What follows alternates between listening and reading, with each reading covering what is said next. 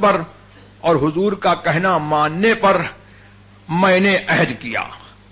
اس کے بعد کہتے ہیں کہ پھر تمام غزووں میں شریک رہا یہاں تک کہ غزوہ تبوک ہوا، اور یہ غزوہ تبوک، سارے غزوے تو ہوئے، جنگ بدر ہوئی، جنگ احد ہوئی، یہ تو عربوں کی جنگ عربوں سے ہوئی، اور غزوہ تبوک یہ اس وقت کی جو بڑی پاورفل اور سپر پاور حکومت تھی روم کی، سرکار نے مدینے سے بہت دور، سینکڑوں کلومیٹر دور تبوک میں شام کے قریب رومیوں سے جو ہے اس سپر پاور سے یہ جنگ لڑی، اور حضور سرور عالم صلی اللہ تبارک و تعالی علیہ وسلم کو فتح حاصل ہوئی۔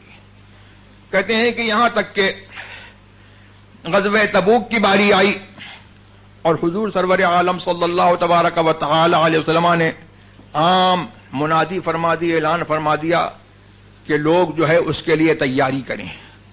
اور غزوہ تبوک سے پہلے حضور سرور عالم صلی اللہ تبارک و تعالی وسلم کا طریقہ یہ تھا، اکثر بیشتر، کہ اگر کسی غزوے کے لیے جاتے تو اپنا فائنل ڈیسٹینیشن نہیں بتاتے تھے، بلکہ توریہ کرتے تھے اور پہلودار بات کہتے تھے کہ میں فلاں جگہ جا رہا ہوں، اور یہ حضور کے غلاموں کو معلوم ہوتا تھا کہ فائنل ڈیسٹینیشن کیا ہے، اور فرماتے تھے کہ جنگ جو ہے وہ دھوکے کا نام ہے، جنگ میں دشمن کو جو ہے اپنے راز سے واقف نہ کرایا جائے اور ایسی پالیسی اختیار کی جائے کہ دشمن جو ہے دھوکہ کھائے، تو یہ فرماتے تھے کہ جنگ دھوکے کا نام ہے۔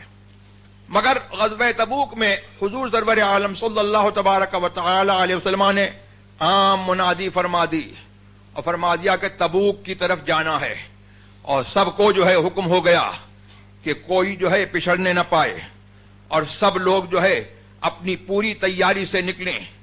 کہتے ہیں کہ حضور سرور عالم صلی اللہ تبارک و تعالی نے جو ہے جب اعلان فرما دیا تو میں جو ہے اس وقت جو ہے میں بہت آسودہ حال تھا، اور بہت ہی میں تونگر تھا، مالدار تھا، اور جہاد پر جو ہے مجھ کو بڑی قوت تھی۔ اور یہ غزوہ تبوک کس زمانے میں ہوئی؟ فرماتے ہیں بہت گرمی کا زمانہ تھا، جس زمانے میں پھل پک جاتے ہیں اور سائے جو ہے وہ گھنے ہوتے ہیں، ایسا زمانہ تھا۔ تو حضور سرور عالم صلی اللہ تبارک و تعالی نے اعلان فرمایا، اور جمعرات کے دن جو ہے صبح کو آپ جو ہے غزوہ تبوک کے لیے جو ہے مدینہ شریف سے روانہ ہوئے۔ اور حضور کی یہ عادت تھی کہ جب کسی سفر کے لیے نکلتے تھے تو جمعرات ہی کے دن جو ہے حضور جو ہے وہ سفر فرماتے تھے۔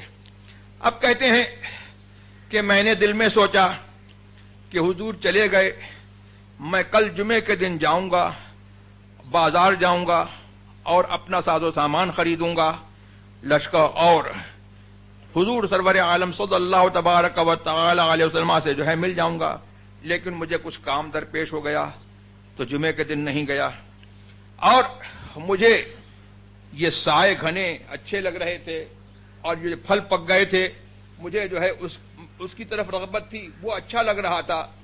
تو دوسرے دن بھی جو ایسا ہوا کہ میں نے کہا کہ دوسرے دن نکل جاؤں گا، سامان خرید لوں گا اور اس کے بعد حضور سے مل جاؤں گا۔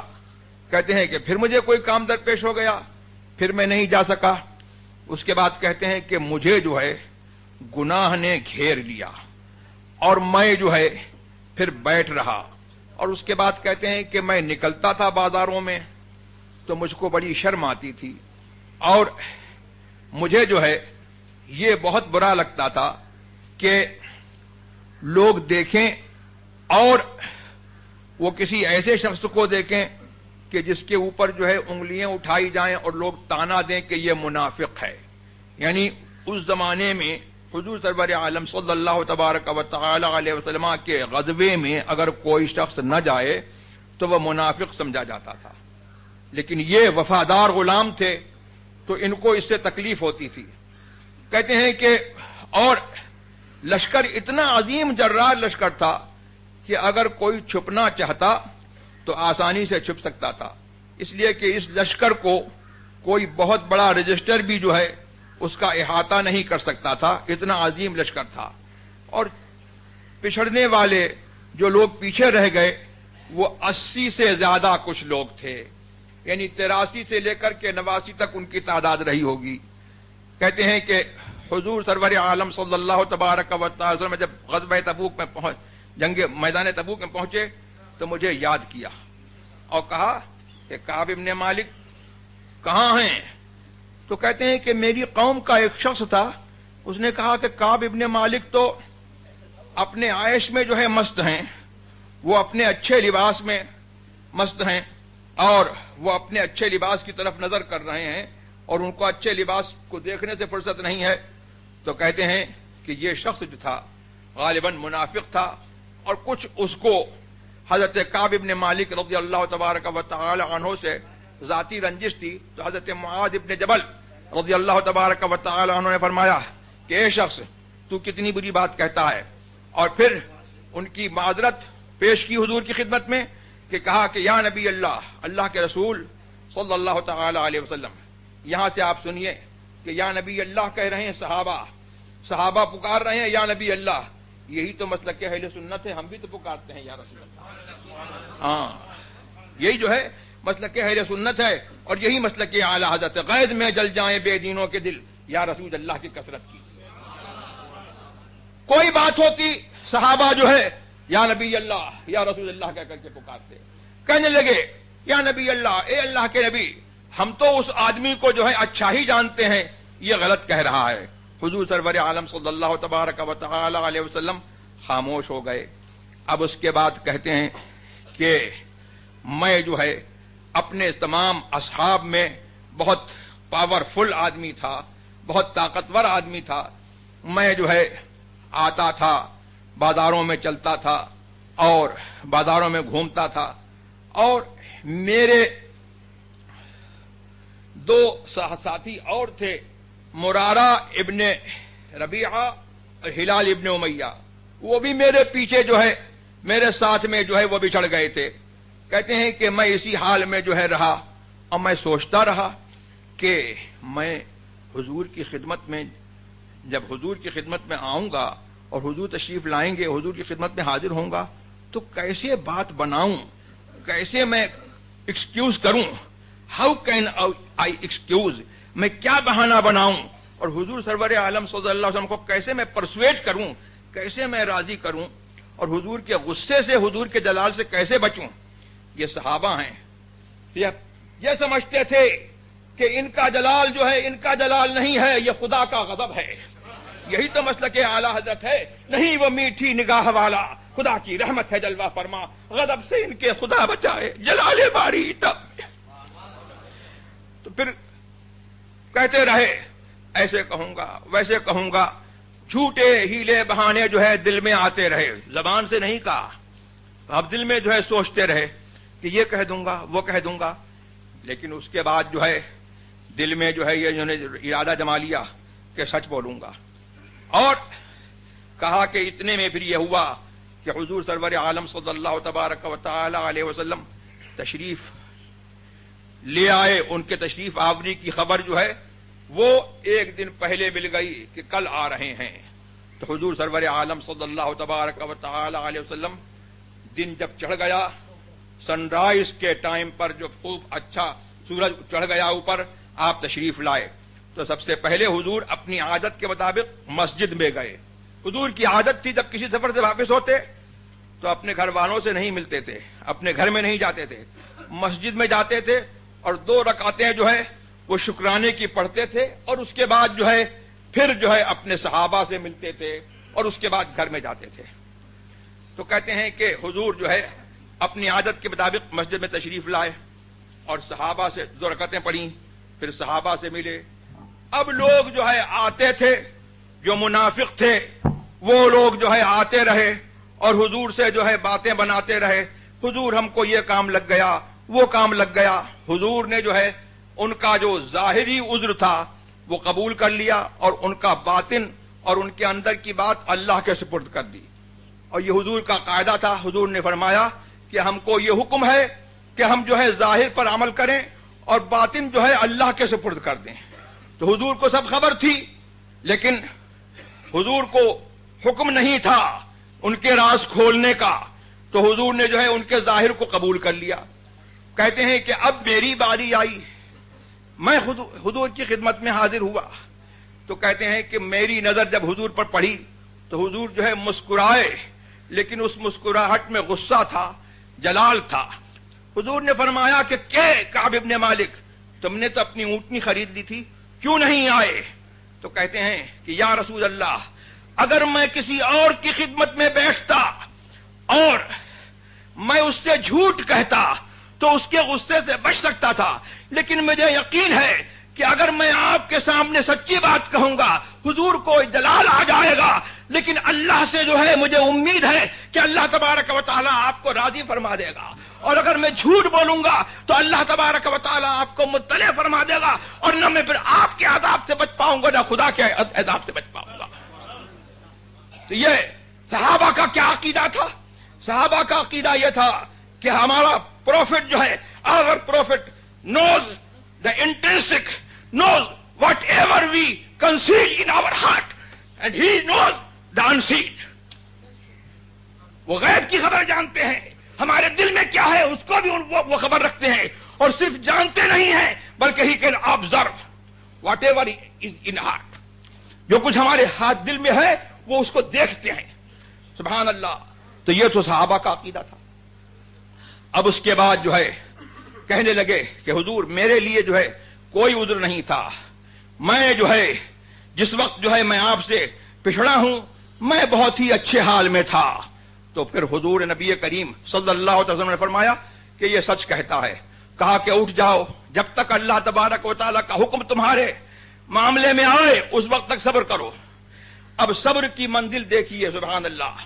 اب جہاں پر جو ہے ان کی قوم کے لوگ بولے، اے شخص تو نے اپنے آپ کو ذلیل کر لیا، حضور سے تو کچھ بہانہ بنا دیتا، کوئی عذر کر دیتا، حضور استغفار کرتے، تیری شفاعت کرتے تو تیرا جو ہے گناہ معاف ہو جاتا.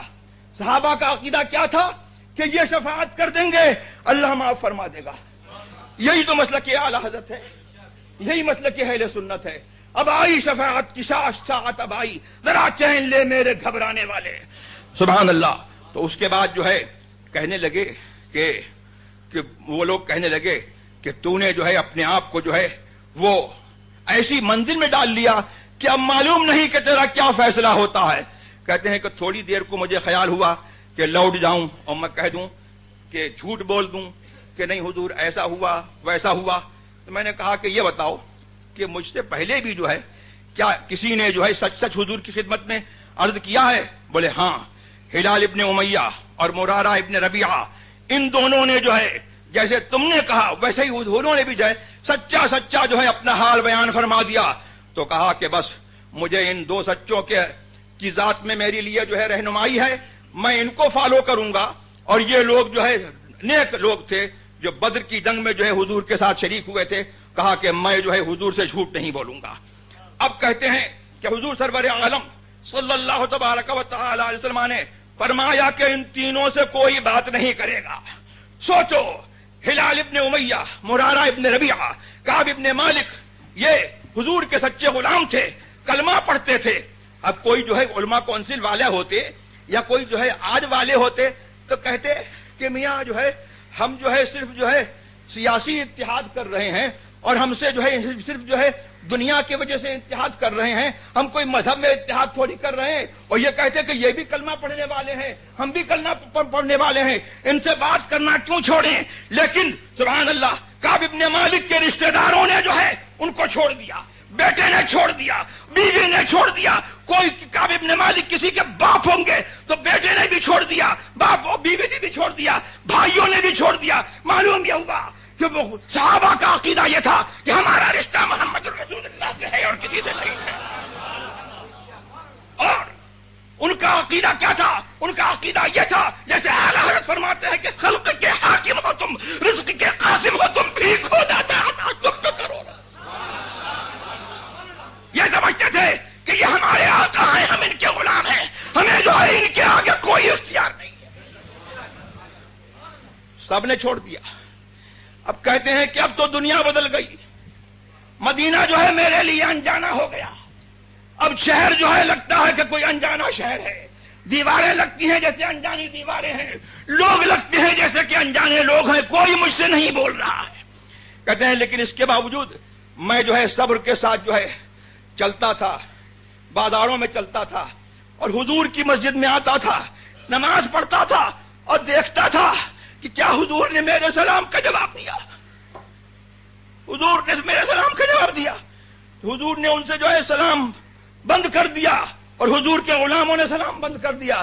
کہتے ہیں کہ پھر میں ایک ساریہ, ایک عمود, ایک پلر کی طرف جو ہے کھڑے ہو کر کے, اور سنت یہی ہے کہ جب اکیلا نماز پڑھ رہا ہے تو کوئی پلر وغیرہ ہو اس کے سامنے جو ہے کھڑا ہو جائے تاکہ ستھرا ہو جائے. تو کہتے ہیں کہ پلر کی طرف جو ہے توجہ کر کے میں اپنی نماز کی طرف متوجہ ہوتا تو میں دیکھتا کہ حضور کنکھیوں سے جو ہے مجھے دیکھ رہے ہیں, اور جب میرا چہرہ حضور کی طرف ہوتا تو حضور منہ پھیر لیتے تھے. مجھے اس سے تکلیف ہوتی تھی. سبحان اللہ. پھر کہہ رہے ہیں کہ یہی جو ہے حالت میں جو ہے ایک دن ایسا ہوا کہ بازار میں جا رہا تھا تو غسان بادشاہ شام جو ہے اس کا خط آیا, اور ایک نصرانی جو ہے, یا تمہاری کوئی ذلت ہو ہم تمہاری عزت کریں گے اور ہم تمہیں جو ہے بہت رسپیکٹ کے ساتھ رکھیں گے, ہمارے پاس آ جاؤ. سبحان اللہ. تو دل میں سوچتے, لیکن یہ سچی غلامی کہ انہوں نے جو ہے یہی مسلک اعلی حضرت ہے کہ انہیں جانا انہیں مانا, نہ رکھا غیر سے کام, للہ الحمد میں دنیا سے مسلمان گیا. کہتے ہیں کہ یہ تو اور مصیبت ہو گئی. تو کہتے ہیں کہ میں نے جو ہے اس خط کو لیا اور تندور میں آگ بھڑکائی اور تندور میں جو ہے اس خط کو جلا دیا کہ یہ خط ہی نہیں رہے گا کہ جو مجھے جو ہے جانے کا خیال ہو, یا کسی کو جو ہے اس خط کے اوپر اطلاع ہو تو سمجھے کہ میں سازش کر رہا ہوں. سبحان اللہ. تو اس کے بعد جو ہے کہتے ہیں کہ اسی حال میں جو ہے 40 راتیں گزر گئیں. اب حضور سرور عالم صلی اللہ تبارک و تعالی علیہ وسلم نے امتحان لیا کعب ابن مالک کا اور مرارہ ابن ربیعہ کا, ہلال ابن امیہ کا.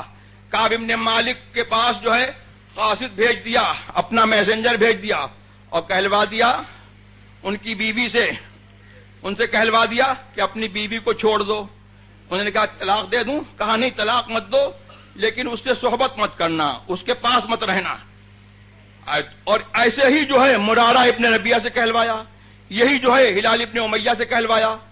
تو کہتے ہیں کہ ہلال ابن امیہ کی بیوی حضور کی خدمت میں حاضر ہوئی اور وہ کہنے لگی کہ ہلال ابن امیہ بہت بوڑھا شخص ہے اور اس کا تو عجیب حال ہے, اور ان دونوں کا عجیب حال ہوا کہ یہ لوگ جو ہے نڈھال ہو گئے, غم سے لیٹ گئے, بچ گئے, اور کہتے ہیں کہ اپنا سر نہیں اٹھاتے تھے.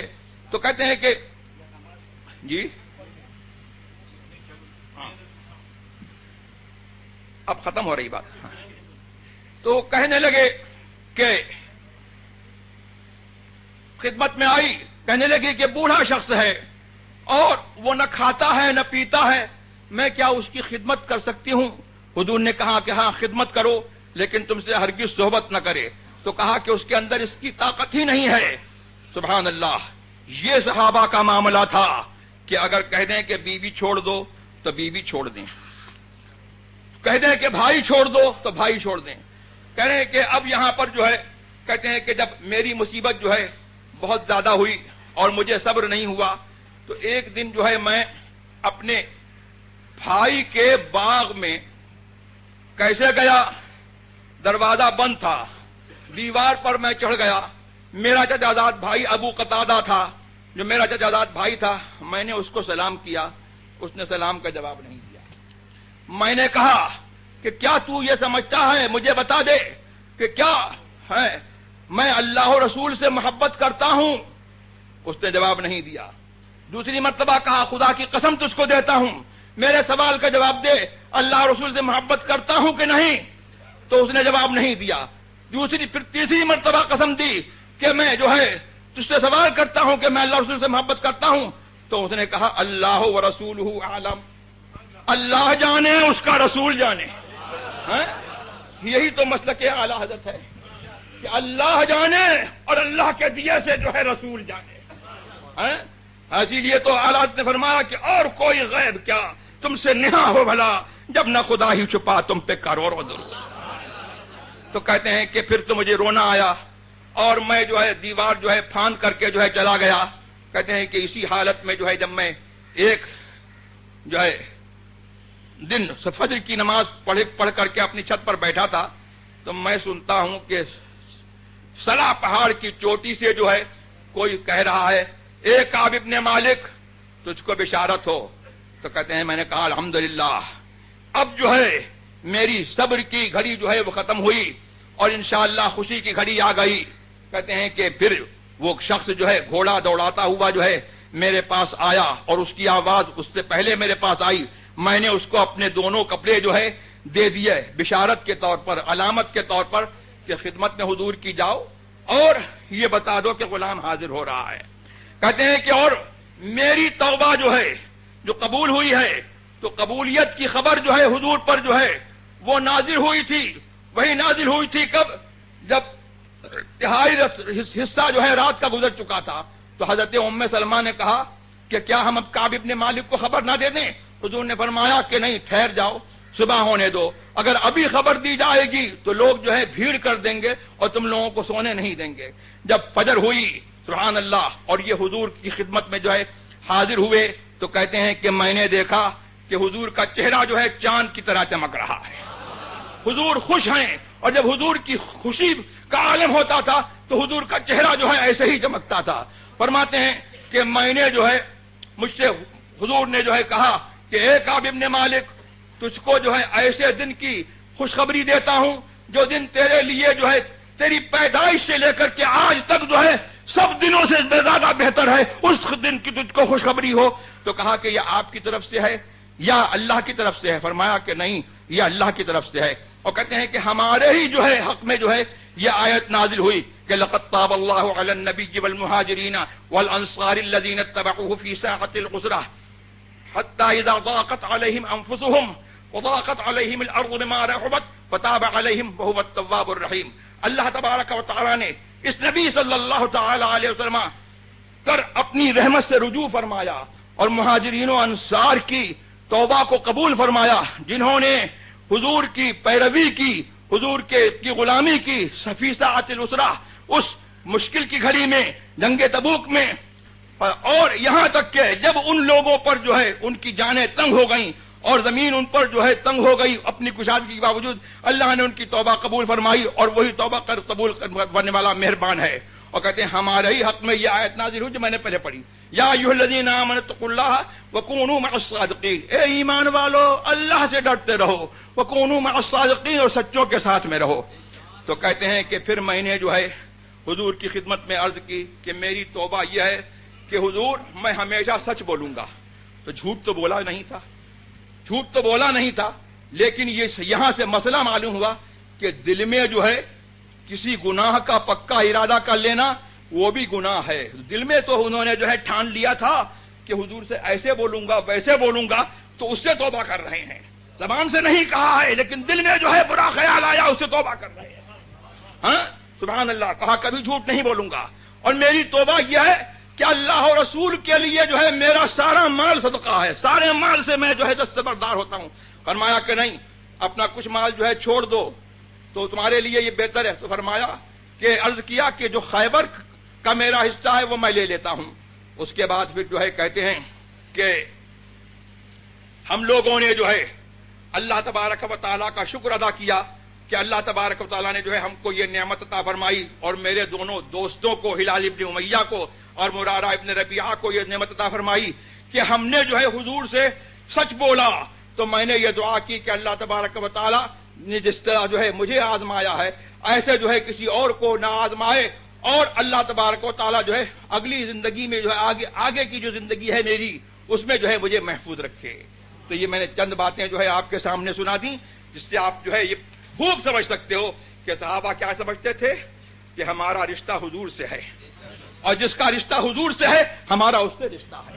اور جس سے حضور نے جو ہے منع فرما دیا ہم اس سے نہیں ملیں گے. یہ صحابہ کا جو ہے عقیدہ تھا. اور پھر یہ بھی صحابہ کا عقیدہ تھا کہ حضور ہم جیسے نہیں ہیں بلکہ ایسے ہیں کہ وہ سارے انسانوں کے بادشاہ ہیں اور سارے انسانوں کے حاکم ہیں اور سب ان کے غلام ہیں. اور یہ بھی ان کا عقیدہ تھا کہ حضور کی شفاعت جو ہے جس کے لیے حضور کی شفاعت ہو جائے گی اس کی بخشش ہو جائے گی. یہی میرے سرکار نے یہی تو فرمایا ہے کہ شفاعتی لأہل الکبائر من امتی، میری شفاعت جو ہے میری امت کے بڑے گناہ گاروں کے لیے ہے. اور میری دوسری حدیث میں جو وہاں مدینہ شریف میں ابھی لکھی ہوئی ہے نیکیوں کو نظر نہیں آئی ہے ورنہ اس کو مٹا دیتے، فرمایا شفاعتی حق فمن لم یؤمن بها لم یکن من اہلها، میری شفاعت جو ہے وہ برحق ہے، جو اس پر ایمان نہیں رکھتا وہ شفاعت اس کو نہیں ملے گی، شفاعت ان کو ملے گی جو شفاعت کو مانتے ہیں. تو مسلک اہل سنت والجماعت جو ہے یہی مسلک اعلی حضرت ہے جس کو پہچان کے لیے مسلک اعلی کہا جاتا ہے. اسی کا نام جو ہے بریلویت ہے. یہ وہ بریلویت ہے جو حضور کے زمانے سے جو ہے چلی آ رہی ہے. تو میری آپ کو یہی وصیت ہے، یہی نصیحت ہے کہ اس مسلک پر جو ہے آپ لوگ قائم رہیں. مسلک اہل سنت کیا ہے؟ اہل سنت کا ہے بیڑا پار اصحاب حضور، نجم ہے اور ناؤ ہے اطرت رسول اللہ کی. وآخر دعوانا الحمدللہ رب العالمین.